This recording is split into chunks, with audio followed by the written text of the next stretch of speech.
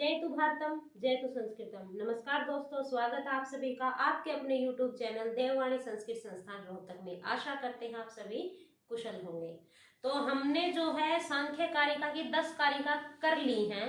अब हम अपनी अगली कारिका यानी कि 11वीं जो एकादशवीं जो कारिका है उसके ऊपर आते हैं। त्रिगुणम अविवेकी विषय सामान्य अचेतनम प्रसव धर्मी व्यक्तम तथा प्रधानम तद विपरीत तथा च पुमान। यानी कि व्यक्त जो कार्य तथा और प्रधान यानी कि प्रकृति, कार्य और प्रकृति के तद विपरीत इनके विपरीत तथा च पुमान। इनके विपरीत कौन है? पुमान यानी कि पुरुष जो है इनके विपरीत है। अब हम देखें, अब देखो व्यक्त और प्रधान, ठीक है ना। व्यक्त यानी कि जो कार्य है, ठीक है। प्रधान यानी कि जो प्रकृति है, प्रकृति क्या है? प्रधान है। अब व्यक्त और प्रधान के तद विपरीत तथा पुमान, पुमान क्या है? पुरुष है। इनके विपरीत क्या है? पुरुष है। अब देखो व्यक्त और प्रधान क्या है? त्रिगुणम है। त्रिगुण यानी कि 3 गुण कौन कौन से हैं? सत्व, रजस और तमस। यानी कि जो तीनों गुणों से विद्यमान है सत्व, रजस और तमस, उनसे युक्त क्या है? व्यक्त और प्रधान यानी कि प्रकृति। अब अविवेकी यानी कि प्रकृति के पास ज्ञान नहीं है, व्यक्त के पास ज्ञान नहीं है, तो फिर ये क्या है? ज्ञान रहित है। ज्ञान रहित है यानी कि इनके पास ज्ञान विद्यमान नहीं है। क्योंकि ज्ञान देखो व्यक्त अव्यक्त ज्ञ विज्ञानात, हमारी जो दूसरी जो कारिका है उसमें बता रखा है कि व्यक्त और अव्यक्त ज्ञ यानी कि ज्ञानवान कौन है? पुरुष है। तो अविवेकी कौन हुआ? विवेक यानी कि बुद्धि, ठीक है ना, बुद्धिमता, विद्वता। तो विद्वता से रहित कौन है? प्रकृति यानी कि प्रधान और व्यक्त है। फिर है विषय। विषय यानी कि जो भोगने योग्य जो वस्तु होती है, जो चीज होती है, यानी कि प्रकृति के द्वारा पेड़ पौधे उत्पन्न किए गए, वो क्या है? मनुष्य के द्वारा, पुरुष के द्वारा भोगने योग्य है। तो यानी कि जो पुरुष के द्वारा भोगा जाए, पुरुष के द्वारा भोग्य, तो ये दोनों क्या है? कार्य और प्रकृति। यानी कि प्रकृति उत्पन्न करती है कार्यों को यानी कि जो फल हैं उनको, और फलों को कौन यानी उन चीजों का जो है भोग कौन लेता है, यानी उनका उपभोग कौन करता है? वो करता है पुरुष। तो पुरुष का जो भोग है वो प्रकृति और व्यक्त है, ठीक है ना। अब है सामान्य, क्योंकि मनुष्य जो है इसे साधारण मानता है। अब आता है अचेतन। अचेतन यानी कि जड़ है। प्रकृति और उसके जो कार्य हैं, अब कार्य क्या है? यानी ये कुर्सी है, अब घड़ा है, ये कार्य है, व्यक्त है। ये क्या है? जड़ है, क्योंकि ये चल नहीं सकते, क्रिया यानी कि और उनमें चेतनाएं विद्यमान नहीं है, इसीलिए ये क्या है? जड़ है। अब प्रसव धर्मी है, यानी कि प्रकृति उत्पन्न करती है, कार्य भी अनेक कार्यों को उत्पन्न करता है, ठीक है। तो ये क्या है? उत्पन्न करते हैं, यानी कि परिणाम स्वरूप वाले हैं, यानी कि इनका परिणाम इनके अंदर विद्यमान होता है। अब इसके विपरीत जो है पुरुष क्या है? पुरुष जो है सत्व, रजस, तमस यानी तीनों गुणों से विपरीत है, यानी कि उसमें वो गुण विद्यमान नहीं है, तो निर्गुण हुआ। तो प्रकृति और जो व्यक्त है वो क्या है? अविवेकी है। तो पुरुष जो है वो क्या हुआ? विवेकी यानी कि ज्ञानवान है, ज्ञान से युक्त है। अब इसके बाद आता है कि जो, क्योंकि प्रकृति जो है वो विषय है, प्रकृति और व्यक्त यानी कि पुरुष के द्वारा भोगा जाता है, तो पुरुष क्या हुआ? अविषय, क्योंकि पुरुष का कोई भोग नहीं करता, अपितु पुरुष जो है प्रकृति और व्यक्त का भोग करता है। असामान्य है, यानी कि पुरुष जो खुद को, स्वयं को जो है असाधारण मानता है, क्योंकि उसके पास बुद्धि है, चेतन है, यानी कि वो चेतना से युक्त है, जीवन और मरणशील है, इसीलिए वो चेतनवान है। प्रकृति क्या है? जड़ है, स्थिर है, ये जड़ नहीं है, ये चेतना से युक्त है। अप्रसव धर्मी, प्रकृति उत्पन्न करती है, कार्य भी उत्पन्न, अनेकों कार्यों में विद्यमान होते हैं, लेकिन पुरुष क्या है? अप्रसव धर्मी यानी कि परिणाम रहित है। परिणाम रहित यानी कि इसका कोई भी परिणाम इसके अंदर विद्यमान नहीं होता। इससे हमें पता चलता है कि जो व्यक्त और प्रधान यानी कि प्रकृति है उसमें तीनों गुण विद्यमान है, ज्ञान से रहित है, मनुष्य मनुष्य के द्वारा भोगने योग्य है तो विषय भी है, सामान्य साधारण सी है, चेतना से रहित अचेतन यानी जड़ से युक्त है, प्रसवधर्मी है यानी कि प्रकृति के परिणाम उत्पन्न होते हैं और कार्य में परिणाम उत्पन्न होते हैं। इसके विपरीत जो पुरुष है वो निर्गुण है, विवेकी है, अविषयी है, असामान्य है, चेतना से युक्त है और अप्रसवधर्मी यानी परिणाम से रहित है। ये थी हमारी 11वीं कारिका। अब इसके बाद हम आते हैं अपनी अगली कारिका के ऊपर। अब देखो, प्रीति अप्रीति विषादात्मक। अब देखो इसने बताया कि प्रकृति और व्यक्त जो है वो त्रिगुणात्मक है। तो अब मनुष्य पूछेगा कि त्रिगुणात्मक है क्या, यानी कि 3 गुण कौन से, तो ये भी बताने पड़ेंगे हमें। तो आगे देखो, हमारी जो ये नेक्स्ट कारिका है वो कौन सी है, प्रीति अप्रीति विषादात्मक प्रकाश प्रवृत्ति नियमार्थः अन्यो अन्य अभिभव आश्रय जनन मिथुन वृत्तेश्च गुणः। अब देखो उसने बताया था कि भाई प्रकृति और जो व्यक्त यानी कि व्यक्त क्या होते हैं, 23 जो हमारे तत्व होते हैं। एक जो अव्यक्त यानी कि प्रधान है वो क्या है, प्रकृति है, और उसके विपरीत क्या है, पुरुष, जो कि न प्रकृति न विकृति। अब उनमें जो प्रधान और व्यक्त 23 पदार्थों में जो त्रिगुण है, त्रिगुणात्मक, हमारी पहली कारिका में बताया कि उसमें 3 गुण विद्यमान है, सत्व, रजस और तमस। अब हमारी जो 12वीं कारिका हमारी वो ये बता रही है कि भाई ये तीनों गुण है क्या। तो सत्व गुण क्या है, प्रीति से युक्त है, प्रीति अप्रीति विषादात्मक। प्रीति क्या होती है, सुख होता है, संतोष होता है, सुख, संतोष, शांति, ठीक है ना, सरलता, ये चीजें किसमें आती हैं, प्रीति में, सत्व गुण में आती हैं।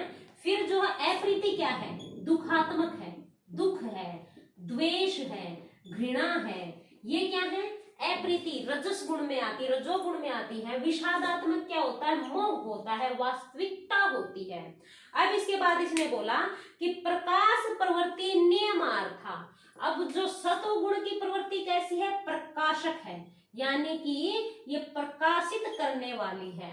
रजोगुण की प्रकृति कैसी है, वो है प्रवृत्ति, यानी कि ये प्रेरक है, प्रेरक है यानी प्रेरणा देती है, प्रेरणा देती है यानी कि चलायमान बनाती है। नियमार्थ, नियमार्थ क्या होता है कि नियमन, नियमन क्या होता है कि रोकना। रजोगुण जो है वो रोकता है, कार्य में बाधा बनाता है, भारीपन है इसके अंदर। अब देखो इसने बताया प्रकाश प्रवृत्ति नियमनार्थ, यानी कि सत्वगुण जो है प्रकाश से युक्त है, प्रेरक है, प्रेरणा, प्रवृत्ति यानी प्रेरणा देने वाला है, नियमन यानी कि रोकने वाला रजोगुण है।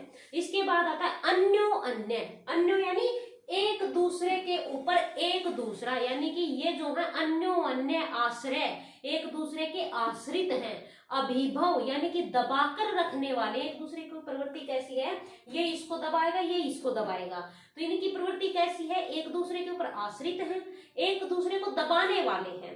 इसके बाद आता है जनन मिथुन वृत्तिश्च, और इनकी जो उत्पत्ति होती है वो किससे होती है, मिथुनवर्ती, यानी कि एक दूसरे से मिलकर बनती है, ठीक है ना। जैसे कि अगली कारिका में देगा भी कि जो एक दीपक है वो कैसे बनता है। अब इनकी प्रवृत्ति प्रदीपवत है, यानी दीपक के समान है। तो दिया है, एक तेल है, दूसरी का एक बाती है, ठीक है। अब ये तभी चलेगा, यानी कि ये अन्यो अन्य, ये तीनों, यानी कि इन तीनों को हम सतो रजस और तमस के समान लेते हैं। अब इन तीनों को ये क्या है, अन्यो अन्य आश्रित, एक दूसरे के ऊपर आश्रित है। अगर बत्ती को, यानी कि हम अपनी इस बत्ती को हटा देंगे या तेल को हटा देंगे तो ये दीपक नहीं जलेगा, कि एक दूसरे के ऊपर। सॉरी मेरा दीपक थोड़ा सा हो गया था, गड़बड़ा गया था बेचारा। अब देखो, अब ये जो दीपक है, फिर एक तेल है और फिर एक बाती है, यानी कि इनकी प्रवृत्ति, इनका कार्य जो है एक दीपक के समान है, प्रदीपवत है, ठीक है ना। अब दीपक में भी ये 3 है और हमारे गुण भी 3 हैं। अगर दिया नहीं होगा तो तेल बिखर जाएगा, दिया नहीं जलेगा, उसको हम दीपक नहीं कह सकते। अगर बत्ती नहीं होगी तब भी तेल नहीं, तब भी हमारा दीपक नहीं प्रज्वलित होगा।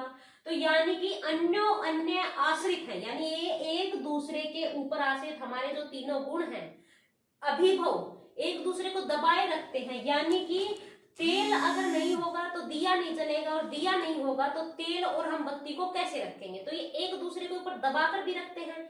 इसके अतिरिक्त क्या है कि मिथुन वृत्ति, इनमें क्या है, एक दूसरे से मिलकर जो है इनकी वृत्ति होती है, यानी कि ये जो तीनों गुण हैं वो एक दूसरे के साथ मिलकर के कार्य को संपन्न करते हैं। अब देखो हमारी जो नेक्स्ट कारिका है वो क्या बोलती है, सत्वम लघु प्रकाशम इष्टम उपष्टकम चलम च रज है, गुरु वर्णकम एव तमः प्रदीपवत तत् अर्थतो वृत्ति, यानी कि इनकी वृत्ति कैसी है, प्रदीपवत है, यानी कि प्रदीप दीपक के समान इनकी वृत्ति है। सत्व लघु प्रकाशम, सत्व गुण कैसा है, लघु है, यानी कि लघु क्या होता है, हल्का है, बिल्कुल हल्का है। सत्व गुण कैसा है, बिल्कुल हल्का है और प्रकाश से युक्त है।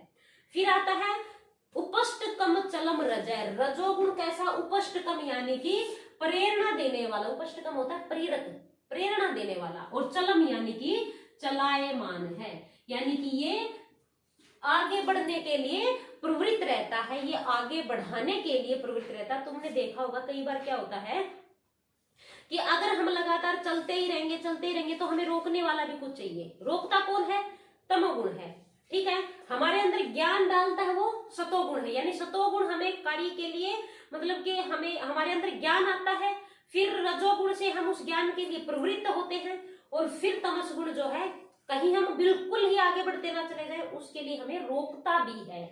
और ये क्या है, फिर ये बिल्कुल यानी ये चलायमान है, प्रेरणा देता है, ये लघु है, प्रकाश कम है, हल्का है, प्रकाश देने वाला है, और ये चलायमान है। और इसके अतिरिक्त गुरु वर्ण कम एव तम है, तम गुण कैसा है, गुरु है, यानी कि भारी है, वर्ण कम एव, इसके पश्चात ये जो गुरु है ये भारी है और बाधा उत्पन्न करने वाला है, वर्ण कम एव यानी बाधा को उत्पन्न करने वाला है, बाधा से युक्त है। अब ये जो कार्य है यानी ये तीनों जो हैं प्रदीपवत अर्थतो वृत्ति ही, इनकी वृत्ति जो है वो एक दीपक के समान है, ठीक है ना। अब ये क्या बोल रहा है कि भाई अब देखो सतोगुण क्या करता है, जहां पर पदार्थों में कार्य करने के लिए प्रयुक्त करता है वही रजोगुण उसके लिए हमें प्रेरणा देता है, और उसके साथ साथ तमस गुण जो है वो हमें क्या करता है, आलस्य देता है, यानी कि बाधा उत्पन्न करता है। ये थी हमारी आज की कारिकाएं। इसके अतिरिक्त एक बात और, जो हमारे छोटे क्वेश्चन आते हैं ना 16 नंबर के 8 जो क्वेश्चन आते हैं वो देखो, सबसे पहले या तो एक क्वेश्चन ये पूछ लिया जाए कि सांख्य कारिका के रचयिता कौन है, ईश्वर कृष्ण है। सांख्य कारिका में कुल कितने श्लोक हैं, पंचसप्तति हैं। सांख्य कारिका में जो है कौन से छंद का प्रयोग हुआ है, आर्या छंद का प्रयोग हुआ है। इस सांख्य कारिका में जो छंद है वो आर्या छंद है, और सांख्य कारिका में जो कितनी कारिकाएं हैं वो हैं द्वासप्तति। इसके पश्चात इसमें आता है कि भाई सांख्य कारिका में भाई प्रमाण पूछ लिए कि कतिविध प्रमाणम, त्रैविध है, दृष्ट अनुमान और आप्तवचनम। अब पूछ लिया कि भाई ये नहीं आया, ये आ गया कि अनुमान प्रमाणम कतिविधम, ठीक है, तो उसको लिखेंगे हम त्रिविधम है, पूर्ववत शेषवत और सामान्यतः दृष्ट। या फिर सांख्य कारिका में दुख कतिविधम, त्रैविधम है, आध्यात्मिक, आदि भौतिक और आदि दैविक। सांख्य कारिका में एक छोटा क्वेश्चन ये भी बन रहा है कि विकृति कतिविध है, ठीक है ना। विकृति जो है वो षोडश है, 16 प्रकार की है। प्रकृति विकृति कतिविध है, ठीक है ना। प्रकृति विकृति कितने प्रकार की है, सप्तविधम, ठीक है। और इसके अतिरिक्त पूछ ले कि पुरुष कैसा है, यानी पुरुष ना तो प्रकृति है और पुरुष ना ही तो विकृति है। पुरुष कीदृशम अस्ति, पुरुष जो है कैसा है, न प्रकृति न विकृति। प्रकृति क्या है, वो अव्यक्त है, हमें दिखाई नहीं देती। इसके पश्चात प्रकृति और पुरुष की अनुपलब्धि के कितने हेतु हैं, 8 हेतु हैं। फिर जो है हमसे पूछ लिया कि सत्कार्यवाद के कितने हेतु हैं, 5 हेतु हैं। इसके बाद एक क्वेश्चन आता है कि भी गुण कितने प्रकार के हैं, गुण त्रिविधम है, कौन कौन से हैं, सतो रजस और तमस। तो ये इस प्रकार से हमारे इन चीजों में ध्यान रखना भी, पहले जो 15 से 20 श्लोक कारिकाएं हैं सॉरी, उनमें क्या है कि भाई छोटे छोटे प्रश्न जो छुपे हुए हैं तो इनकी तरफ थोड़ा सा ध्यान दो, ताकि भाई इनको आगे तुम छोटे क्वेश्चनों में गलती न कर सको। बहुत इंपॉर्टेंट पार्ट है ये। तो आज के लिए इतना ही। अपने चैनल को लाइक शेयर और सब्सक्राइब करना ना भूलें, जितना ज्यादा हो भाई हम हमारे साथ बच्चों को औरों को भी जोड़े, आप भी जुड़े अच्छे से। और इसके अतिरिक्त कुछ समझ में ना आए तो हमसे कांटेक्ट करें ऑफलाइन आने के लिए भी। जय तु भारतम, जय तु संस्कृतम। धन्यवाद।